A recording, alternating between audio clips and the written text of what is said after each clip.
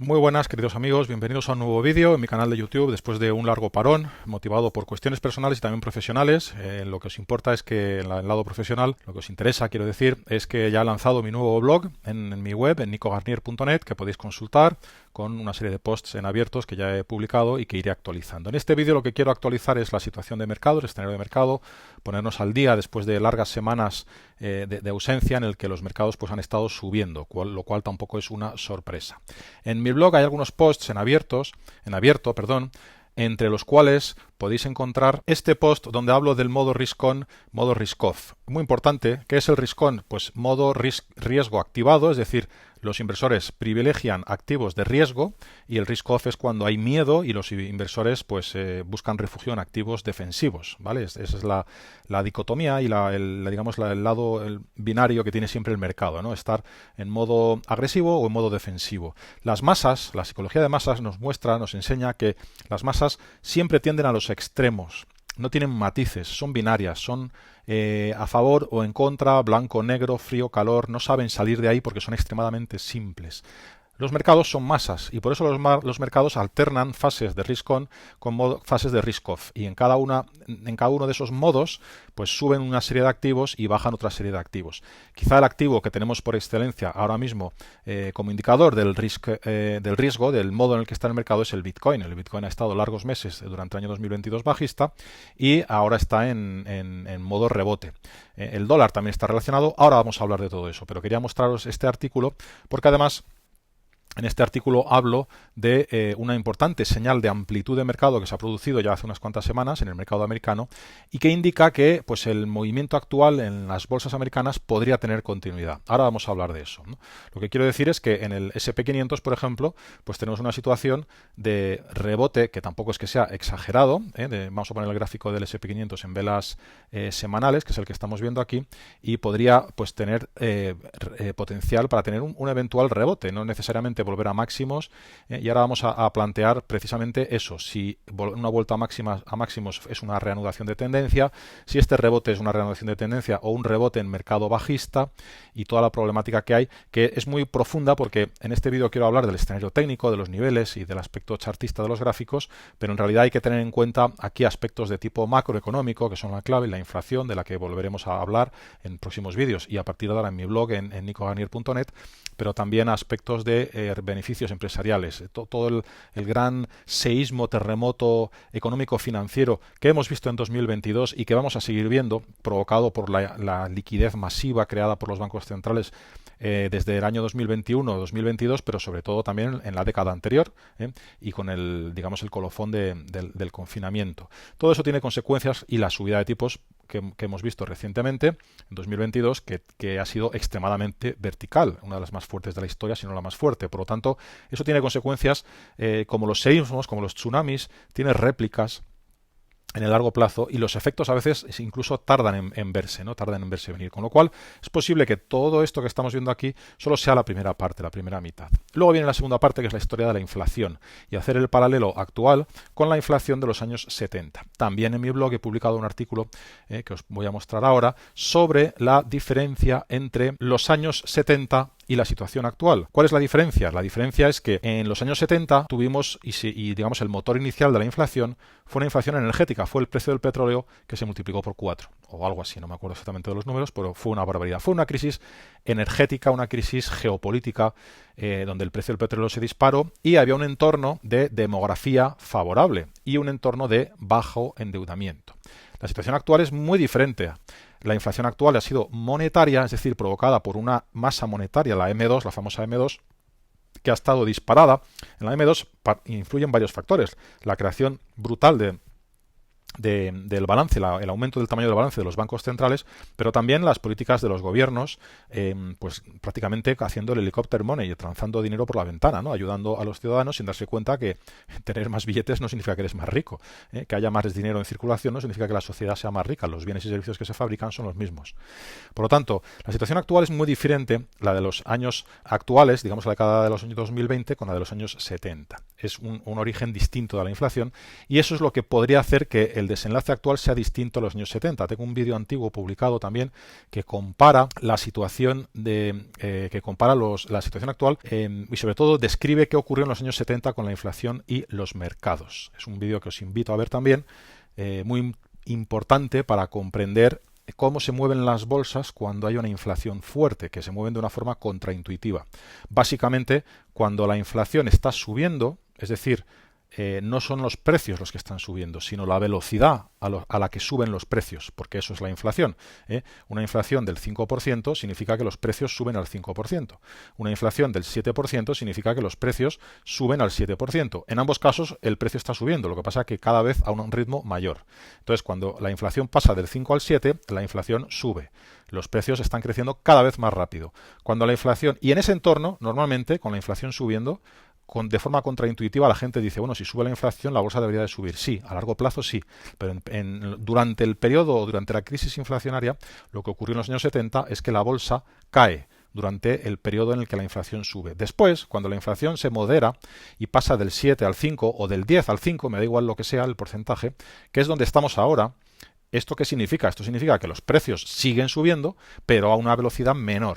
Muy importante, que la caída de la inflación no significa que los precios estén bajando, los precios siguen subiendo, ¿vale? Pero en ese contexto, los tipos, en teoría, se atisba que deberían de empezar a dejar de subir, y veremos si esto no es el gran error del mercado en el año 2000 para el año 2023, y seguiremos comentándolo. Pero en ese entorno, normalmente en que la inflación baja, es el momento en el que la bolsa rebota. Esto de momento se está cumpliendo, ¿eh? Hemos tenido inflación creciente, y ojo, cuando hablamos de inflación hablamos de la expectativa de inflación. Y la expectativa también de tipos, pero expectativa de inflación, no solamente de que la inflación en el corto plazo haya caído, también, eso es muy importante, pero bueno, suele estar bastante relacionado, y al final el rebote que está produciéndose en este gráfico, que es el SP500, pues está asociado a una inflación que viene a desacelerar. Por eso no se habla de deflación. La deflación es cuando los precios caen, por ejemplo, caen un 2%. Desinflación es cuando los precios pasan del 7 al 5%, ¿vale? Eso sería desinflación. Los precios siguen subiendo. Bien, este es el gran dilema y esto es lo que vamos a tener que vigilar en este año 2023, y también es una de las razones por las que explico en mi blog y en mis artículos que yo creo que hay que comprender una realidad muy importante, y ahora vamos a repasar el conjunto de mercados y hablar del tema del risk-on y el risk-off. Hay una cosa muy importante que comprender, y es que vamos a poner el gráfico del SP500 o del Nasdaq, si me apuráis, el índice Nasdaq incluso. Vamos a poner el índice Nasdaq, que sería en velas mensuales. Desde bueno, pues el boom de Internet, el crack posterior en el índice Nasdaq, la recuperación posterior, la caída, la crisis inmobiliaria subprime en Estados Unidos y inmobiliaria en España, y la crisis financiera en general en Europa y en Estados Unidos. Y bueno, ese doble suelo y esa recuperación y ese inicio de enorme tendencia alcista en 2009, donde fue el principio de la nueva era, donde los bancos centrales descubrieron que podían imprimir dinero para resolver y dar una patada adelante en cada vez que había una crisis. En Europa en el 2011, 2015 y por supuesto con el confinamiento de 2020, cuando el ciclo realmente empezaba ya a dar muestras de madurez y de querer girar. La intervención masiva de los bancos centrales lo que ha hecho es que ha manipulado, ha alterado la evolución, entre comillas, normal del ciclo, y lo que tocaba consolidar o corregir o por lo menos dejar de subir, no sé si haciendo una corrección de este tipo o haciendo un movimiento lateral de largo plazo, pero en cualquier caso descansar y aliviar esta gran sobrecompra que había en niveles de valoración extrema, valoración fuerte, especialmente en este gráfico del que estamos hablando, que es el Nasdaq, que son valores growth, cotizando a PERs muy altos, muy elevados. En ese contexto, ya con tipos de interés negativos, se metieron todavía más en negativo e imprimieron una cantidad de trillones de dólares y de euros que provocaron esta subida extraordinaria estratosférica en el índice Nasdaq. Por lo tanto, bajo esa perspectiva, y esto es lo que he ido explicando a lo largo de todo el año 2022, lo que pasa que la vida humana es complicada de encajar con estos ciclos tan largos, porque al final un año es mucho tiempo y 10 años pues ya no digamos. Pero la cuestión es que si aquí estábamos ya empezando a hacer el techo del ciclo y todo esto ha sido artificial, pues cabe esperar que esto se corrija. ¿Cuál es la salvedad de todo esto? También lo que he estado comentando en 2022 es el tema de la inflación. Si en este punto o en esta zona empieza a aparecer una inflación muy fuerte, la realidad es que esta corrección, que ya es fuerte, le tienes que sumar pues un 10% de inflación. Si volvemos a tener otro 10 o 15 a lo largo de los próximos 2 o 3 años, nos metemos en un 25% de inflación. Un 25% de inflación puede permitir simplemente que esta caída que estoy dibujando, que estoy mostrando aquí en el gráfico, que es una caída pues desde este nivel hasta este nivel, es un menos 25% de caída, pues esa caída no se dibuje de alguna manera porque está, digamos, integrada en la inflación, ¿vale? Eso es un concepto importante, pero de largo plazo, insisto. La cuestión importante y muy relevante a tener, por lo tanto, de fondo, es que en este periodo, en este ciclo alcista que empieza en 2029 y termina a finales de 2021, principios de 2022, en ese momento donde la renta fija alcanza niveles de burbuja brutal, con tipos de interés en negativo, con trillones de deuda cotizando a precios negativos, es decir, devolviendo menos de lo que se les prestó por contrato y de forma inicial, con niveles de endeudamiento crecientes, una masa monetaria disparada y un subidón fuerte de los growth, que son valores que cotizan caros. Bien, a partir de este punto es donde empiezan a subir los tipos de interés y el rebote vertical del que ya hemos hablado en otros vídeos y que hablo en mis posts y que seguiremos hablando a lo largo de todo este año 2023, el rebote vertical de los tipos de interés supone un cambio de las reglas de juego, un cambio de paradigma, un cambio de era.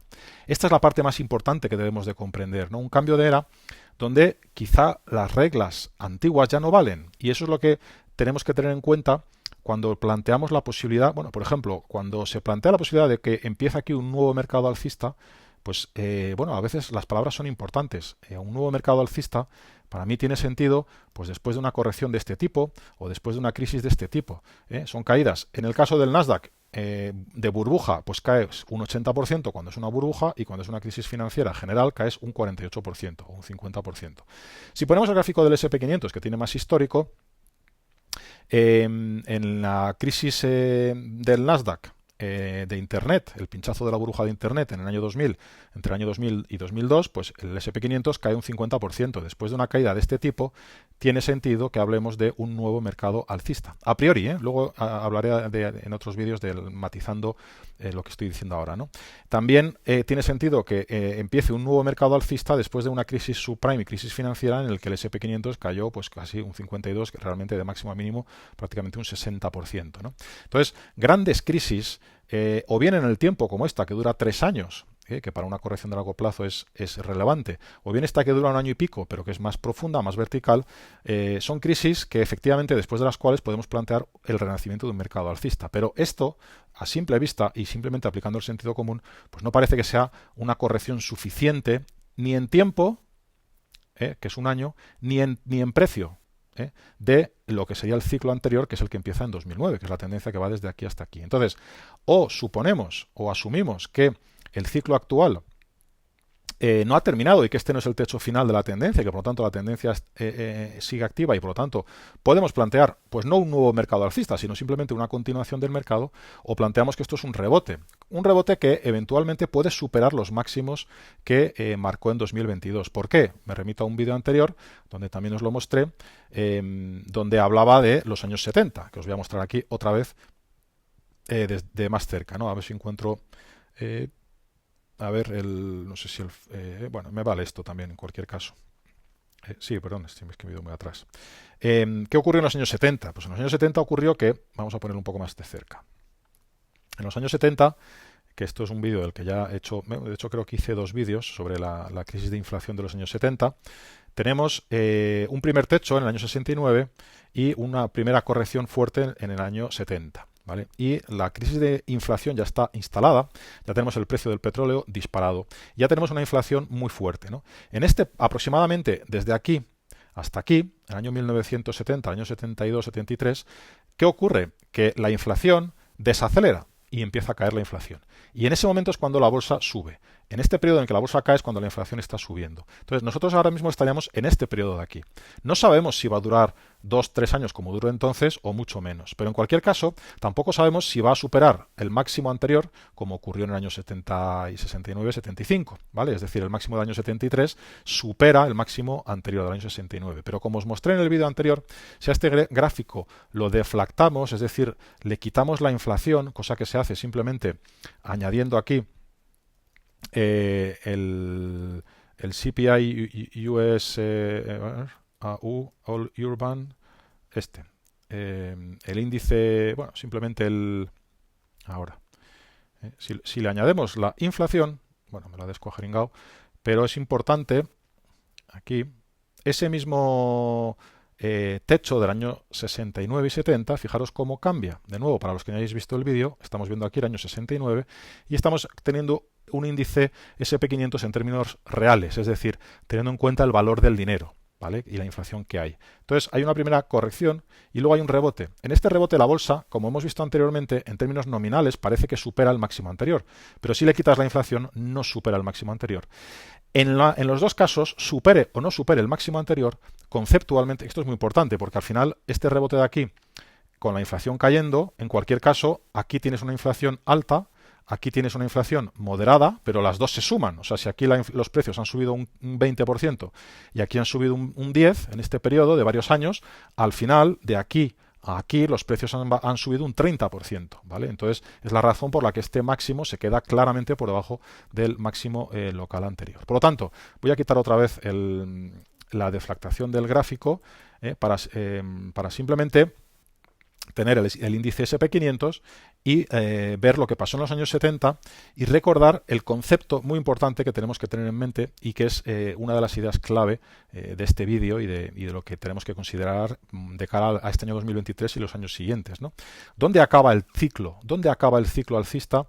En este caso, en el SP500, el ciclo alcista que, si os fijáis, podemos poner muy atrás, ¿no? Pero bueno, principalmente desde principios de los años 50 vamos a poder, ¿vale?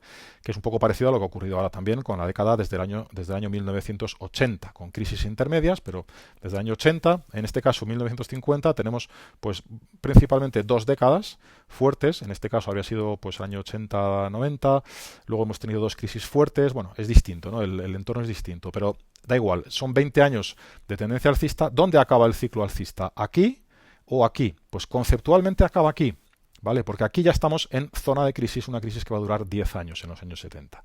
10 años durante los cuales, vamos a dar un poco de zoom, los precios fluctúan con mucha fuerza, y al final, lo que hemos visto en el gráfico anterior es que, bueno, este máximo está deflactando el SP500, este máximo está por debajo del máximo del año 69. Y en realidad esta caída se va mucho más abajo. Y estos niveles que rebotan, que también van acumulando toda la inflación acumulada durante los 6-7 años anteriores, y en realidad este mínimo llega a estar incluso por debajo, mucho por debajo de este mínimo anterior. Es decir, acabamos teniendo aparentemente una consolidación lateral, pero realmente si incluimos la inflación, que es como hay que hacerlo, porque el valor del dinero va perdiendo, esto no es una corrección lateral, sino una corrección bajista. Bueno, entonces, ¿qué significa eso? Bueno, pues cuando ahora en los años 70 planteamos una primera corrección y un rebote, esto no es el nacimiento de un nuevo mercado alcista. Para que sea el nacimiento de un nuevo mercado alcista necesitamos previamente a que haya habido una corrección lateral con una inflación elevada como esta, o una corrección bajista y fuerte y contundente como la que hemos tenido y como la que os mostraba antes en el año 2002 y en el año 2008 principalmente. Esta corrección de aquí y esta corrección aquí que dura 3 años. Entonces, este es el trasfondo. ¿Cuál puede ser la contraargumentación de este escenario de que sea lo que sea, pase lo que pase, no debemos confundir esto, un movimiento alcista en la bolsa, con una reanudación de ciclo alcista, una reanudación de tendencia alcista de largo plazo, ¿no? Porque no estamos en ese contexto, ¿no? ¿Cuál puede ser la argumentación? La argumentación puede ser que esta caída de aquí pues esconda realmente una sangría mucho mayor, ¿no? Y lo esconde, porque esto es el SP500. Si en vez del SP500 ponemos el Nasdaq, que os voy a poner ahora mismo, el Nasdaq, veréis que esta caída del Nasdaq, que es una caída pronunciada, porque desde máximo hasta mínimo es un 35% de caída, pero hay muchos valores del índice Nasdaq y fuera del índice Nasdaq, valores growth de la bolsa Nasdaq, que son varios miles, que han caído un 60, un 70, un 80%. Es decir, ha habido una limpieza en toda regla. Y aquí pues se han defendido bien los que ganan dinero, los que tienen márgenes altos y consiguen mantener esos márgenes altos, ¿vale? Entonces, bueno, bajo esa perspectiva podríamos suponer que esto es una limpieza suficientemente grande del mercado como para plantear pues no un nuevo mercado alcista, que insisto, conceptualmente para mí no tiene sentido, sino un rebote significativo, y como hemos visto en los años 70, el riesgo alcista, que al final es de lo que hablo mucho, está en que esta subida, en este caso del Nasdaq, pueda volver a máximos o incluso superarlos eventualmente, ¿no? Ahora vamos a ver que, bueno, pues que no es tan fácil, que la Fed está subiendo tipos y bueno, yo creo que el mercado en parte, bueno, cabe la posibilidad de plantearse que el mercado se esté equivocando. El mercado de bonos, el mercado de renta fija, que es el más importante, está descontando que la Fed tendrá que bajar tipos y que antes de lo que dice, y que por lo tanto no se cree el discurso de la Fed, ¿no? El discurso agresivo de la Fed, ¿eh? Y eso es un riesgo, porque si el mercado se equivoca, pues podría producirse un nuevo tramo bajista en el Nasdaq, ¿no? Entonces, bueno, habrá que ver cómo evoluciona esa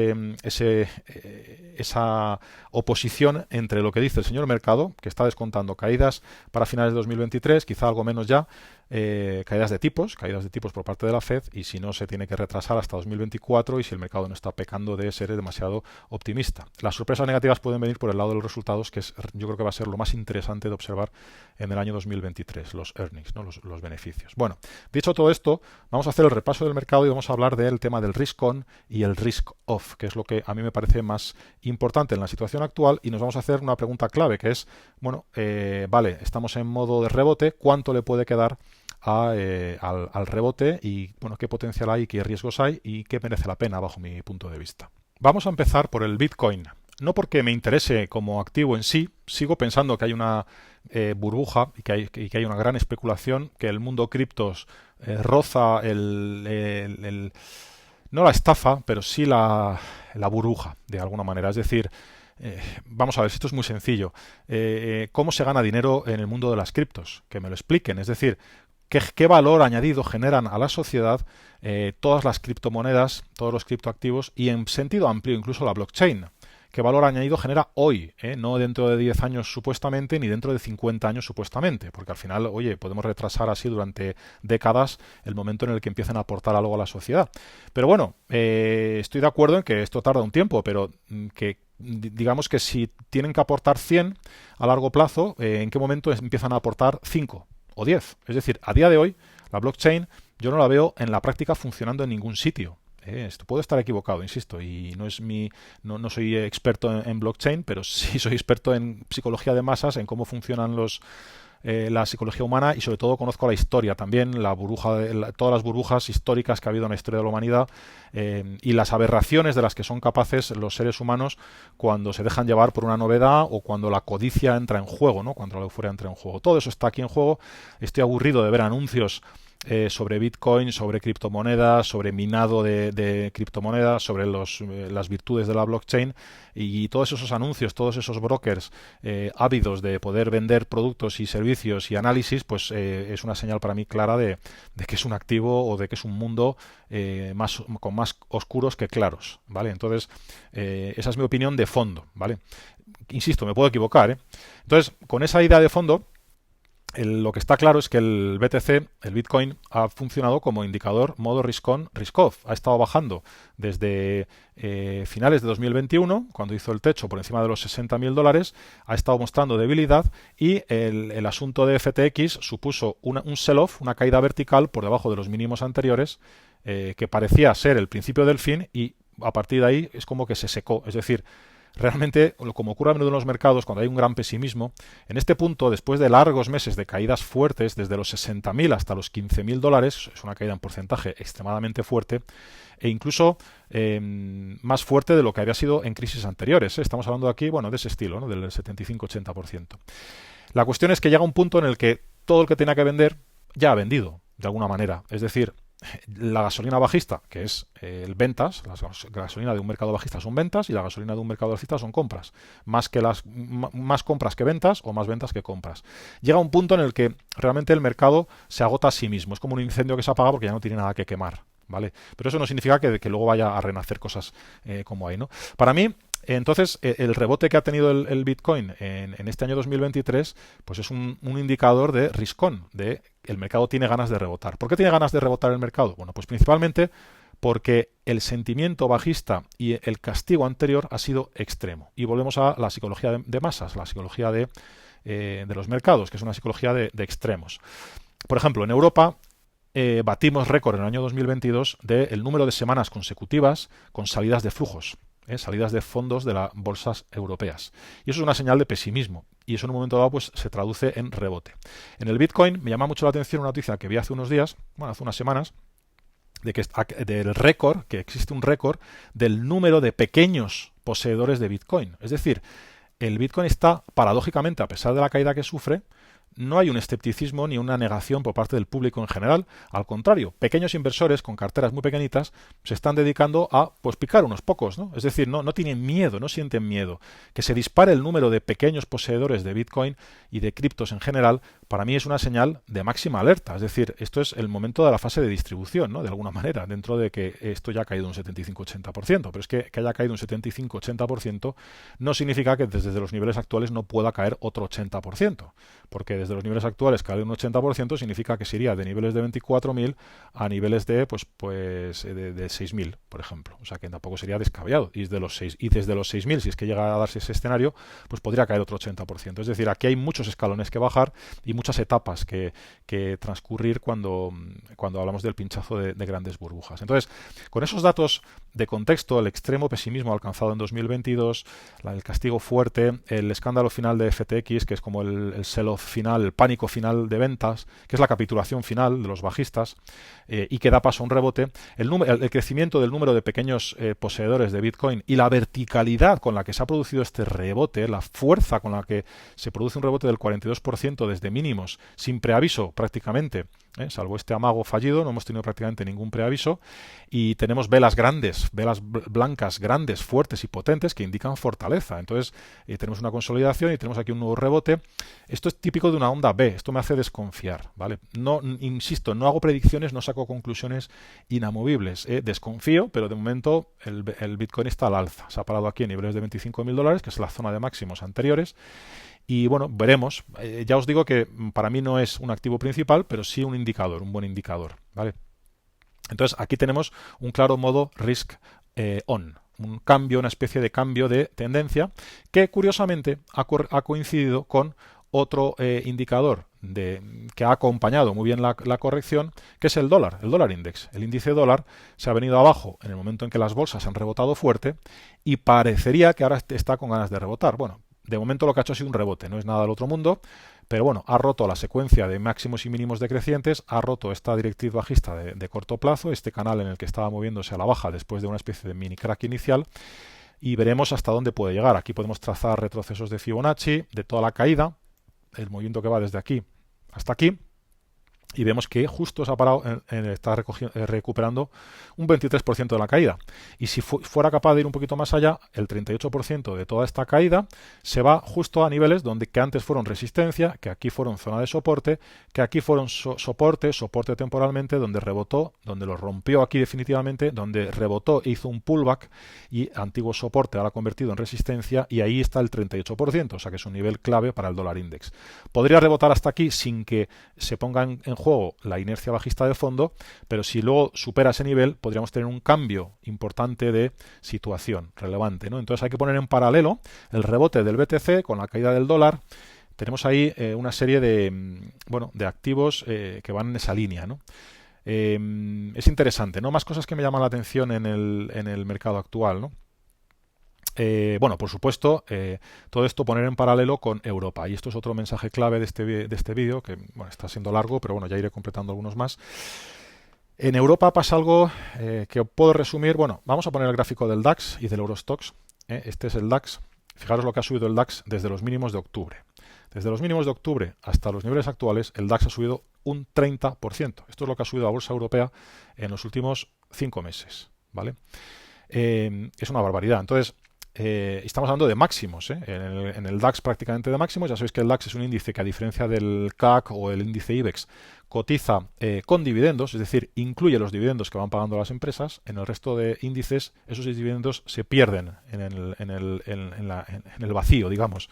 Cuando una empresa paga un dividendo, pues sale ese dinero de la empresa, se va al bolsillo del ciudadano, pero ese dinero es como si no hubiera existido en el índice de bolsa, que es una aberración. En el DAX no ocurre eso y por lo tanto es más comparable. Pero bueno, poco importa que sea con dividendos o sin dividendos, porque el Eurostoxx, el índice Eurostoxx, que ya no es tanto el DAX, tanto Alemania, quiero decir, está también en máximos y ha rebotado también un 30% desde la zona de mínimos, un 32% incluso más. ¿Por qué? Pues porque en el Eurostoxx cotizan más empresas españolas y francesas que están más beneficiadas por la subida de tipos de interés, tan sencillo como eso, ¿no? Empezando, bueno, los bancos, empresas industriales, empresas de energía, y por eso está tan fuerte el mercado. Fijaros cómo ocurre todo, también muy parecido. No sé si lo comentaba antes. Este es el caso del Eurostoxx, ¿no? Tenemos aquí un mínimo local, otro mínimo local, zona de soporte, que fue aquí resistencia, y llega un momento en el que se rompe ese soporte, ¿no? Y en ese momento no sabemos si va a ser fiable o no, pero poco a poco se produce un rebote vertical. La verticalidad de este rebote nos lleva a superar incluso toda la zona de resistencia que había anteriormente. Lo voy a poner un poco más grande, por si acaso los que tengáis pantalla lo estáis viendo en pantallas más pequeñas. Esta zona de resistencia se la carga directamente del tirón desde mínimos, ¿no? Esto es un típico caso de cierre de cortos.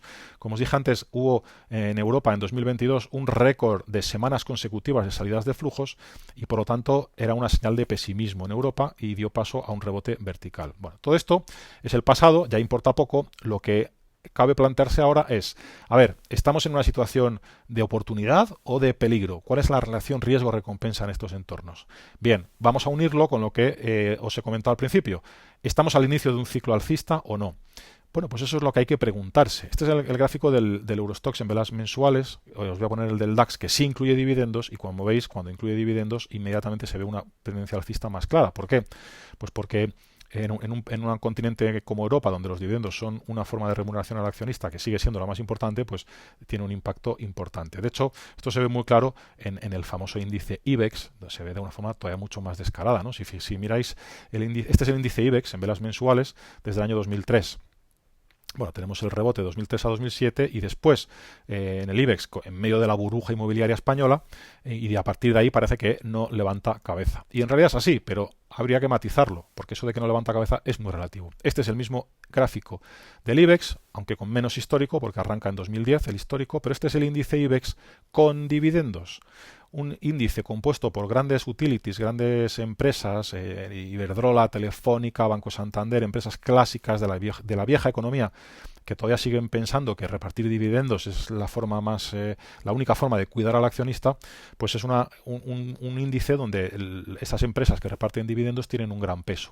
Y por lo tanto, hay una gran diferencia entre ver el índice IBEX desde el año 2010, con los máximos y los ciclos que va formando, que parece que no deja de caer, ¿vale? Y ver el índice IBEX con dividendos, donde esos ciclos también existen, pero van siendo más crecientes.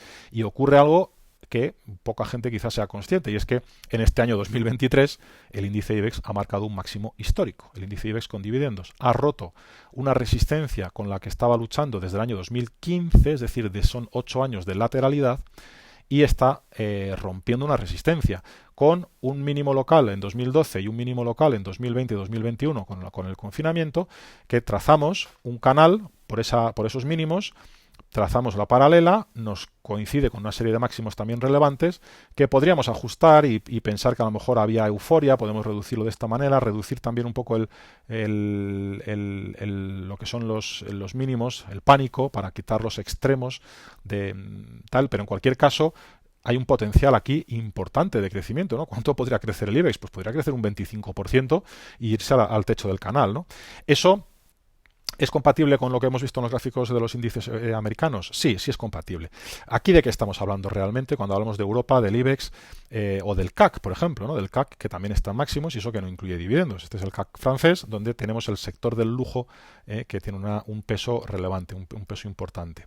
Pero ocurre también otro tanto de lo mismo. También podemos trazar un canal, utilizar los mínimos y ver lo que es pues la fluctuación. En este caso le queda menos potencial, pero ocurre lo mismo. Habría que mirar el CAC 40 con dividendos, ver ese gráfico un poco más largo plazo y bueno, y oscilarlo. Pero bueno, no es tan relevante. Lo que os quiero mostrar a continuación, que es una de las tesis de inversión más importantes y es una de las cosas que vamos a ir tratando en mi nuevo servicio de inversión, en mis nuevos servicios de inversiones, porque, bueno, de inversiones de análisis, porque sabéis que servicio para inversores, quería decir,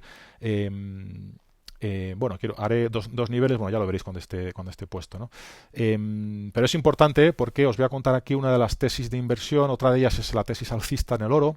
También hay una tesis alcista en el petróleo, por cierto, que es llamativa y que este es el gráfico del petróleo. Como llegó a cotizar a negativo, pues siempre se distorsiona el gráfico cuando quieres verlo así. Es interesante la tesis alcista del petróleo. Este es el petróleo y ahora paso a comentaros el tema del value versus growth, que es el tema para mí estrella de este año.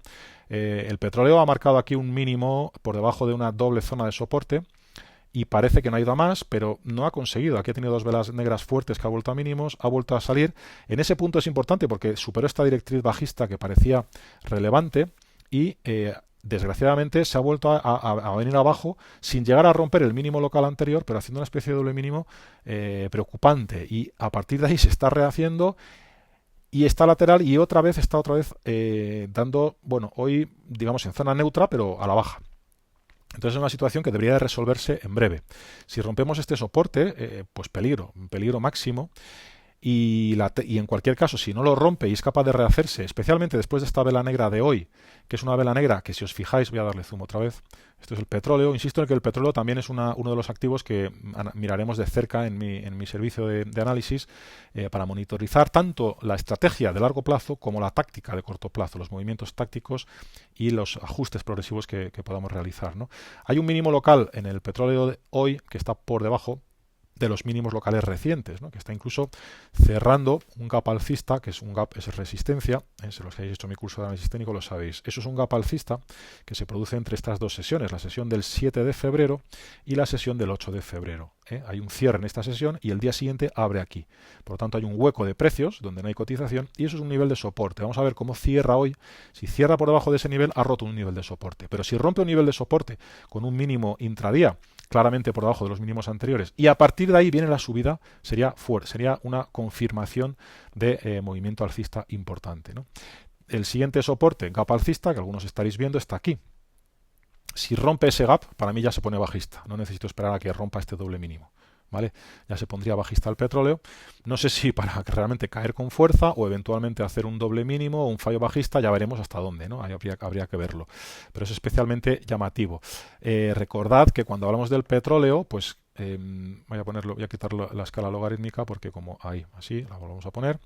La tesis alcista en el petróleo, pues voy a ponerlo así y voy a ponerlo en velas mensuales. ¿Vale? Para que no... ¿vale? La tesis alcista del petróleo tiene sentido. Hay un vídeo muy interesante en YouTube que tengo pendiente de ver en profundidad y de comentaros sobre una persona que controla o que parece que controla, un experto sobre el mercado de petróleo. Y está muy relacionado con toda la histeria que hay actualmente, ¿no? Que al margen de cuestiones científicas y objetivas, pues hay está claro que hay una histeria con el tema del cambio climático. Entonces, yo no sé hasta qué punto eso puede tener influencia, y dejando de lado el tema del cambio climático, lo real es que ha habido falta de inversiones en este sector. Esto es lo que está propiciando pues que el precio del petróleo haya subido con fuerza, que es lo que estamos viendo aquí, y que las petroleras estén ganando más dinero ahora. Es decir, un exceso de celo por parte de los políticos empujando a la economía en una dirección, ¿no? Y no dejando que, entre comillas, la libertad humana bueno, pues actúe con libertad, ¿no? y tome decisiones que considere racionales, ¿no? La racionalidad viene exclusivamente por parte de los que controlan, ¿no? De alguna manera. Bueno, esto es otro debate muy polémico, soy consciente de ello. La cuestión es que como inversores, pues tenemos que proteger el patrimonio y cabe la posibilidad de que si se va de las manos la inflación y se va de las manos la masa monetaria, como ya se ha ido, y el control de la economía por parte de las autoridades, lo cual tendría sentido considerando que son esas mismas autoridades las que han provocado el desastre actual, pues el petróleo podría irse a niveles de 180, 150, 180, 200 dólares. No sería algo nada descabellado en un mundo de inflación, en un mundo donde las inversiones en el sector están desincentivadas y por lo tanto no hay suficientes pozos de petróleo para satisfacer la demanda que sigue existiendo y que probablemente seguirá existiendo en el futuro, ya no solo por parte de Europa o de Estados Unidos, sino por potencias emergentes como la India, que la India, pues bueno, ya veremos si, en fin, es otro debate. Entonces es una tesis interesante y si eso es así, esta corrección que hemos tenido en el petróleo desde niveles de 120, 113 hasta niveles de 75, 80, como veis además sería un pullback hacia la antigua directriz bajista superada y desde este pullback se podría rehacer, o sea que habría un potencial bastante fuerte de subida en este activo. Entonces esto es el contexto de largo plazo sobre el que volveremos y aquí nos fijamos pues en el corto plazo, ¿vale? Que es también de lo que hablaré en mi servicio de análisis. Bien, quiero terminar el vídeo, que es bastante largo ya, con la tesis de inversión Value versus Growth, que yo creo que es una de las tesis más interesantes de cara a este año 2023 y de lo que también trataremos con más detenimiento en mi nuevo servicio de análisis. Este es el gráfico del SP500 Value, del ETF, porque es un ETF, pero es un ETF que replica el índice SP500 Value, es decir, empresas value, que son las empresas, por lo tanto, que cotizan baratas por fundamentales del SP500, ¿vale? En el largo plazo. Entonces vemos una tendencia alcista y lo que quiero es comparar este gráfico con el mismo índice SP500, pero en vez de value, growth. Growth es un eufemismo, ¿eh? Growth es una forma elegante de llamar a las empresas que cotizan caras por fundamentales. ¿Por qué? Porque una empresa que cotiza con un PER 40 está cara por fundamentales, pero puede ser que tenga sentido si esa empresa está creciendo y va a crecer a tasas del 30 o 40% durante los próximos años. Porque al final ese PER 40 que pagas hoy significa que estás pagando 40 veces los beneficios que ha generado este año. Pero si esos beneficios los va a doblar cada 4 años, pues dentro de 4 o 5 años ese PER será muy barato y por lo tanto tendrá sentido. Pero lo que quiero que retengáis es que cuando hablamos de growth es algo que suena muy bien, empresas de crecimiento, pero tienes que saber automáticamente que cuando compras empresas growth, estás pagando empresas caras, estás comprando caro. Entonces, tiene que estar muy justificado que estás comprando algo caro, porque tiene que ser algo de gran calidad, tanto a nivel del negocio como a nivel de crecimiento. Si no hay crecimiento, ese growth, ese precio caro, te va a salir muy caro, valga la redundancia. Tiene que haber crecimiento y sostenido. Entonces, ¿cuál es el problema? Que con la subida de tipos de interés, que es lo que os estoy diciendo, de cambio de nueva era, de nuevo paradigma, la subida de tipos de interés, todas estas empresas growth, pues ya la actualización de flujos hace que el precio actual tiene que ser más bajo, pero es que además esa subida de tipos de interés, ese cambio de paradigma hace que igual muchas de estas empresas growth van a tener problemas para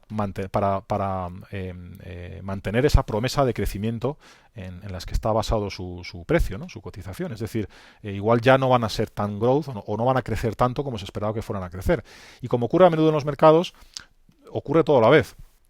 Esta subida de tipos que se ha producido en 2022 y que ha penalizado las growth, pues ocurre en un contexto en el que los márgenes de beneficios de las empresas, principalmente tecnológicas, están en máximos, con lo cual, para que esto sea sostenible, esos márgenes tienen que mantenerse arriba, no ya subir, sino mantenerse, pero es que es muy complicado. Hay una asimetría clara entre lo que puedes ganar y lo que puedes perder en un contexto donde los márgenes de beneficios empresariales están en máximos y, bueno, es muy difícil imaginar que puedan crecer y, en cambio, cualquier accidente puede hacer que bajen, es decir, son vulnerables a que se produzca esa caída, ¿no? Entonces, por supuesto que entre 2009 y 2021, las growth, es decir, el Nasdaq, o sea, aquí cuando ves SP500 growth, en realidad estás viendo Nasdaq, ¿vale? Viene a ser lo mismo.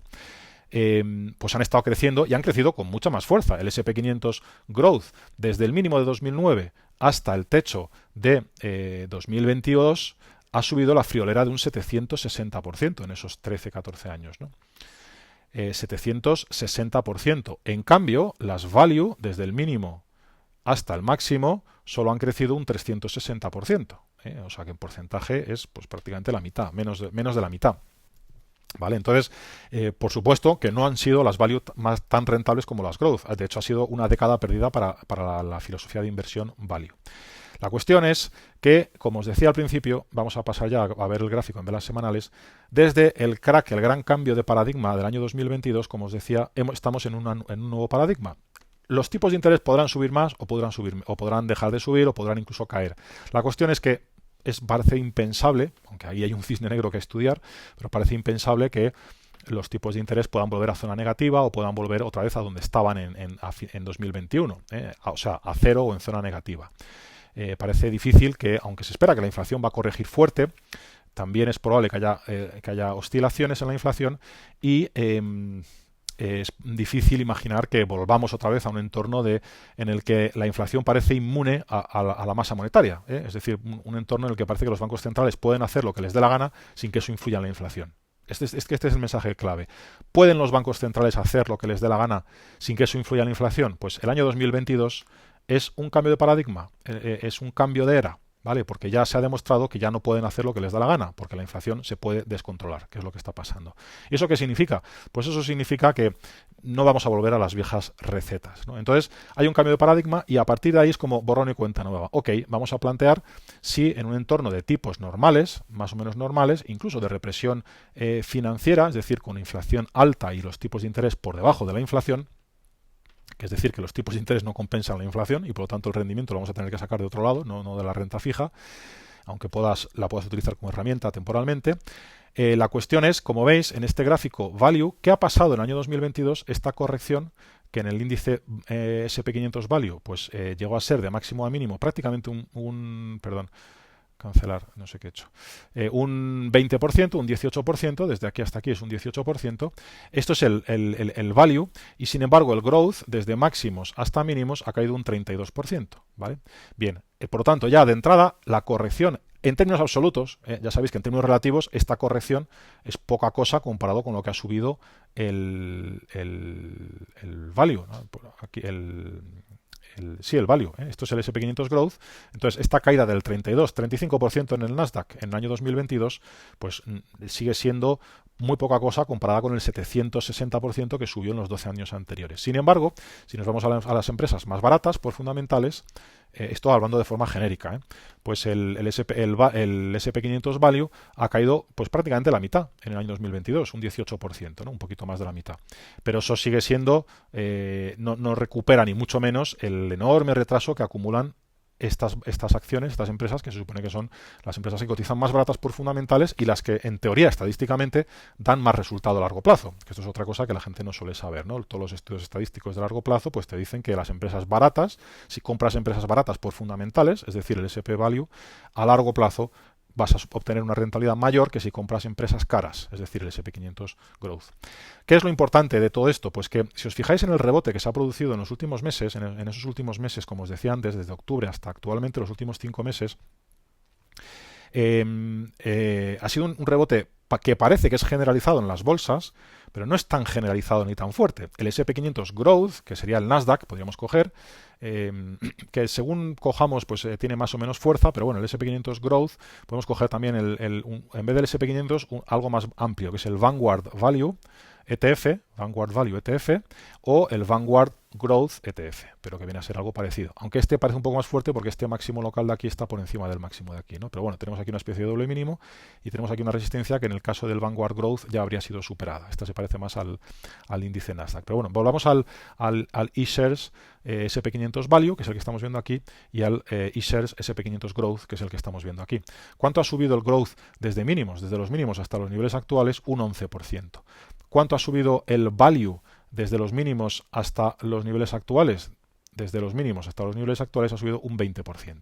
Esta es la diferencia entre Europa y Estados Unidos. Ahora mismo, Europa, que es más bien Value, y Estados Unidos, que es más bien Growth. Entonces, Europa ha subido a algo parecido a esto. Ya hemos visto antes el IBEX, el CAC, el Eurostoxx, el DAX, que está otra vez estos niveles en zona de máximos, incluso superándolos en el caso del IBEX. Mientras que Estados Unidos, que es más Nasdaq, pues se parece más al Growth, porque el Growth tiene incluso influencia en el SP500. El SP500, las tecnológicas están cotizando ahí, ¿no?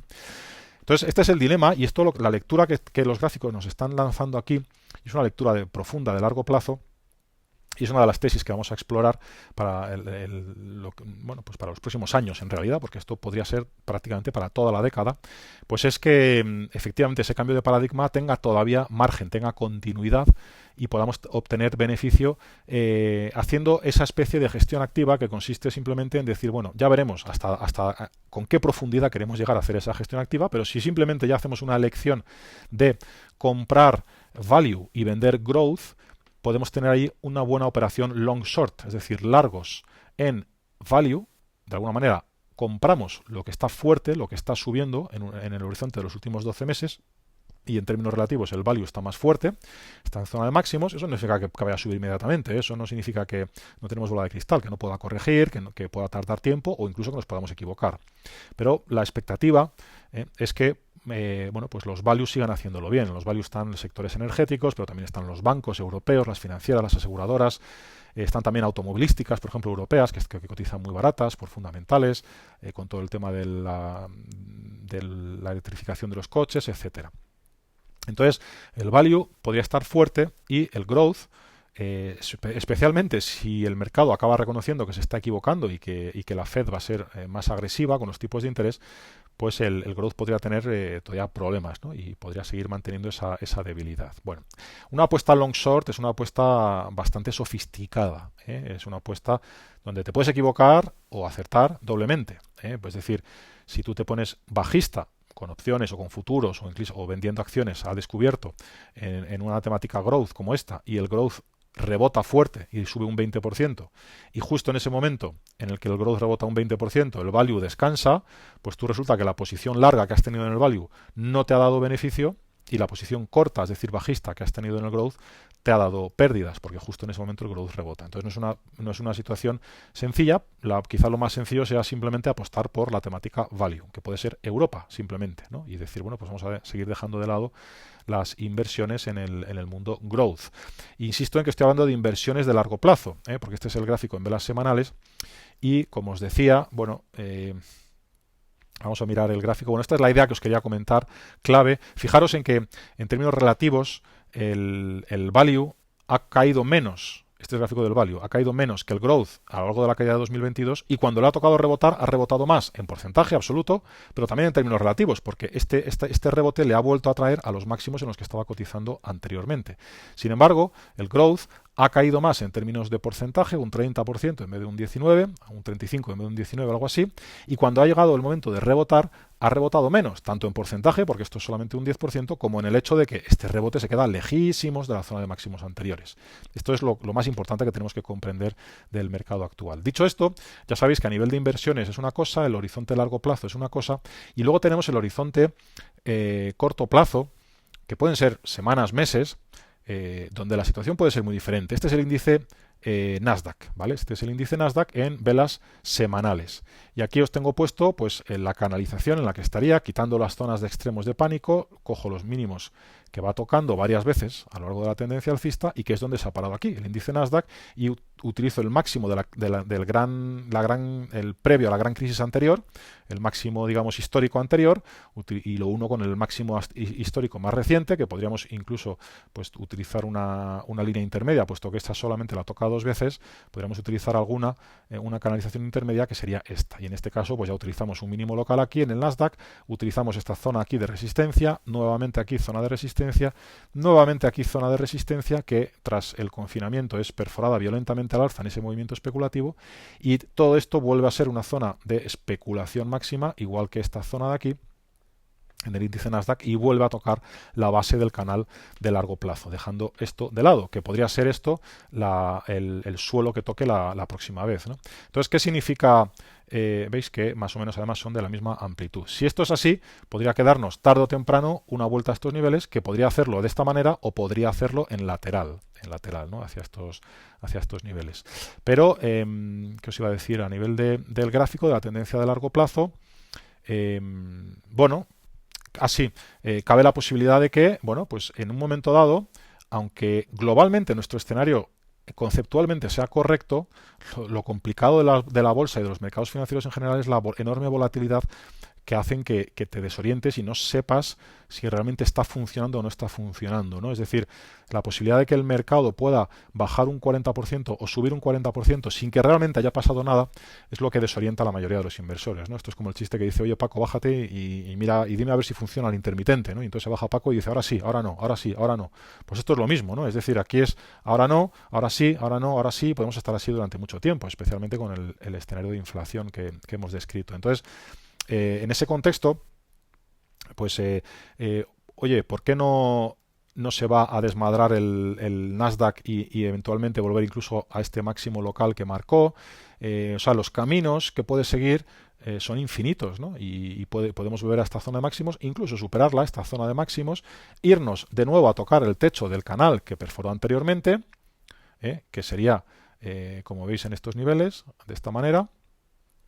De alguna manera, esta zona que fue resistencia aquí, esta zona que fue soporte, esto que fue soporte, aquí fue zona de resistencia, es decir, toda esta zona amplia podría ser zona de resistencia y el Nasdaq podría subir hasta estos niveles y luego venir otra crisis y bien acercarse aquí, irse a la base del canal o simplemente esperar tiempo, que siga pasando el tiempo, que siga la inflación haciendo mella y que al final la forma de acercarse a la base del canal sea esta de aquí y estemos hablando de finales del año 2025 y que el precio del Nasdaq haya hecho algo así, algo así, una especie de doble suelo y se haya fluctuado, y haya subido y esté al final en la base del canal aquí, te haga un susto y empiece el nuevo ciclo alcista, ¿no? Y al final no ha pasado nada, ya has estado durante años fluctuando, pero todas estas fluctuaciones son fluctuaciones del más menos 20, más menos 30%.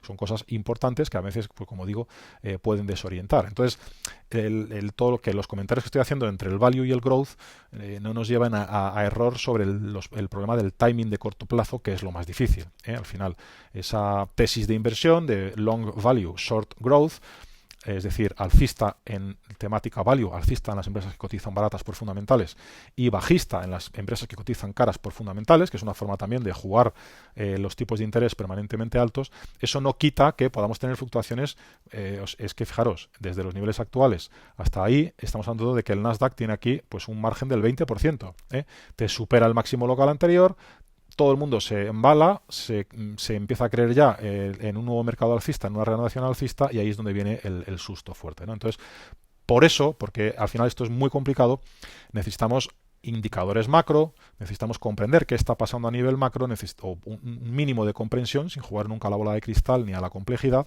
Necesitamos también dónde está el sentimiento, que para mí es lo más importante. El sentimiento de masas es lo que te va a dar los grandes puntos, los grandes giros, los grandes puntos de inflexión del mercado, ¿vale?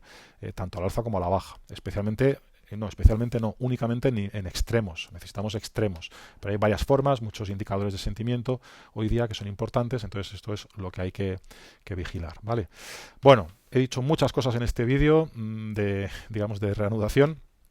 Espero que os hayan gustado y bueno, pues os seguiremos hablando de las novedades y os seguiré informando. Los que no estéis registrados en mi web, en nicogarnier.net, os invito a hacerlo para poder recibir pues todos los posts que voy publicando y estar al tanto de las novedades que os iré anunciando también en los próximos días. Saludos cordiales a todos y gracias para los que habéis llegado hasta el final del vídeo.